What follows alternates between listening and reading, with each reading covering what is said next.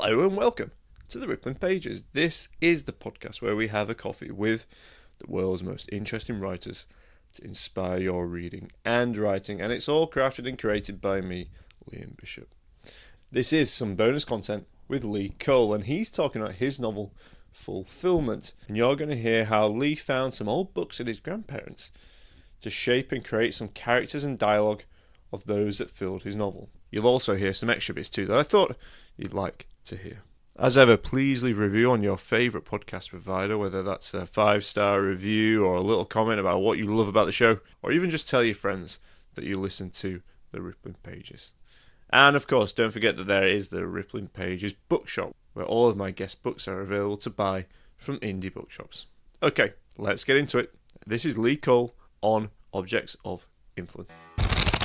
So, as has become customary on the Rippling Pages, as part of this bonus content, I've asked Lee to provide me with an object that represents the writing of the book. So we're not sentimentalizing the process of writing necessarily, but hopefully we're going to understand Lee as a writer in a different way.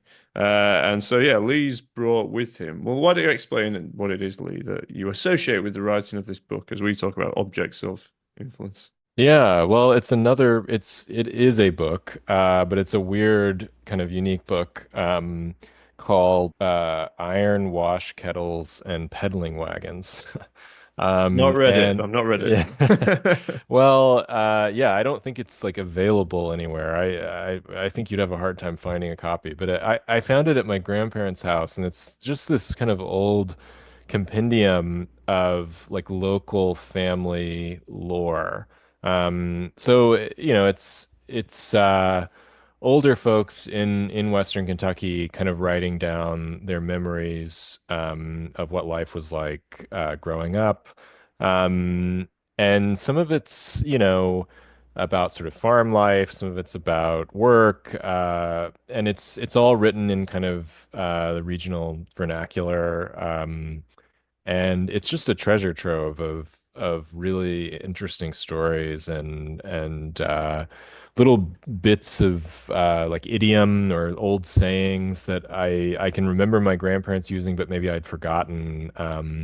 Little details, at one point in fulfillment, I think Grandma Ruth, she mentions molasses, snow candy with molasses, and that was a detail that I got Oh, from Iron Wash Kettles and Peddling Wagons. It was one of the little anecdotes that was talking about making candy from snow and molasses. well, Uh, so yeah, I mean, any time I'm feeling kind of stuck or I just need to remind myself kind of what home is like, I can go open this book, and it has like black and white family pictures in it and stuff, and it's cool because some of the surnames in the book I recognize as like, the oh grandparents well. of people that I grew up with. So, um, yeah, it just feels like such a unique resource that I'm glad I have. I have no idea where they got it, where they ordered it from. Like, it almost feels like it was a book like made, I don't know, for like a local museum or something, or I don't know. I should do more research on kind of its origin, but yeah, it's really fascinating. Oh wow, yeah. It's also that thing of someone from Kentucky, someone from anywhere, digging more into where they're from, and Yeah. interesting that you used. I mean, when did you find it? It was 4 or 5 years ago. It was after my grandfather died. My grandmother had it in the house and thought that I might be interested in it. And I was like, yeah, heck yeah, I'm interested in it. This is really cool. And yeah, so I've had it since then. It's just got a lot of great stuff in it. I mean, and there's something a little sad about it too, because a lot of the accounts are about sort of people remembering, like the first automobile that they ever saw, Mm. or they're remembering these old like peddling wagons, horse-drawn carriages, with dry goods and stuff. And it just feels like like such a bygone time. but it's strange, I guess, when I'm reading it to remember that, these were people who are maybe still alive or were alive just a few years ago. Mm. My grandfather on my dad's side was born in 1914, and he would tell he died in 2013, but he would tell That's a stories about grand seeing. age, isn't it? So it's Yeah, he lived a 99. long Flipping time. He lived heck. a long time. But he would tell stories about the first automobile that he could remember seeing, and it's just crazy to think about like the changes that, people in that generation saw sort of in Mm. their landscape and in their world. And I think in some way that's on some level I'm writing about that, just the way the world of Kentucky or just rural America in general has kind of changed so much, and Mm. what we've ended up with, and how that compares to the past, and just the kind of accelerated timeline that's taken place on, it's to think that in just a couple of generations we went from, horse-drawn peddling wagons to, I don't know, like TikTok or something is pretty pretty crazy. It's pretty crazy. Yeah, we've gone whether we've gone forwards or not, I'm not sure, but yeah. Sure. Yeah. I love that though. And it's also that thing of, and this is, and when I'm asking you about Kentucky, it's not because I'm trying to, obviously I'm not challenging you or anything like that, but it is because you write about it in such a compelling way and such a humane way. And it Thank you. is, yeah, I know you've referenced this before, but the multitudes of people. And these Mhm. are complex characters with complex needs. And as there are many people like that in Kentucky. Um, if you have any interest in the world, I think that books like yours are just satisfy that. Well, they don't satisfy because they make you want to know more. So I'm pleased that you spoke about this book because it's interesting to know that some of these stories are layered, and it's these oral histories, isn't it? Where do they go? Where do they go when people die? And someone's captured them at least, and you're doing an honor to that, aren't you? In some way, the ordinary stories, I guess you might call them, but. Yeah, and I mean, I'm a big collector of idioms too, and little folksy sayings and stuff that I feel like are slowly disappearing.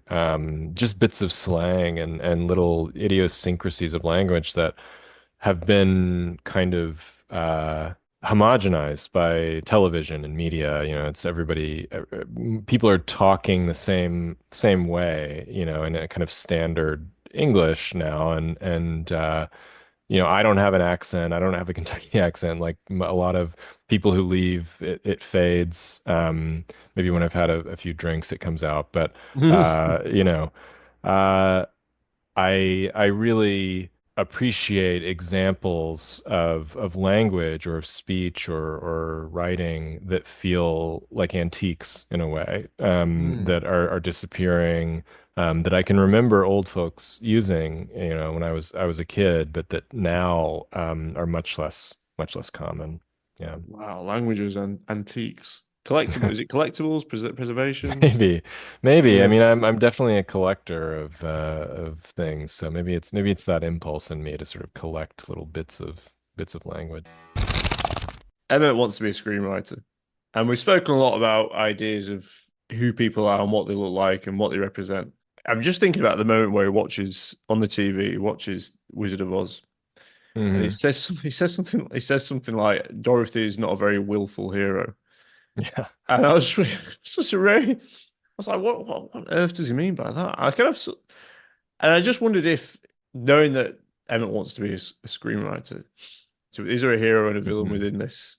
That's sort of a key part of Emmett characterization, right? Is that he's trying to become a screenwriter, and he's sort of ingesting a lot of advice, like screenwriting craft advice. And if you've tried to do any screenwriting, then you probably know that there, are a lot of craft books or, seminars or whatever that you can sort of get, and they have sort of stock advice about how to structure stories and narratives. And one of the big pieces of advice is the hero's journey, right? And Emmett is really taken with this idea that it's like a formula that you can kind of follow, or a recipe or something, and produce narrative. To answer your question more directly, I don't think that Emmett is really equipped to go and do the work that you need to do to actually make it as a screenwriter.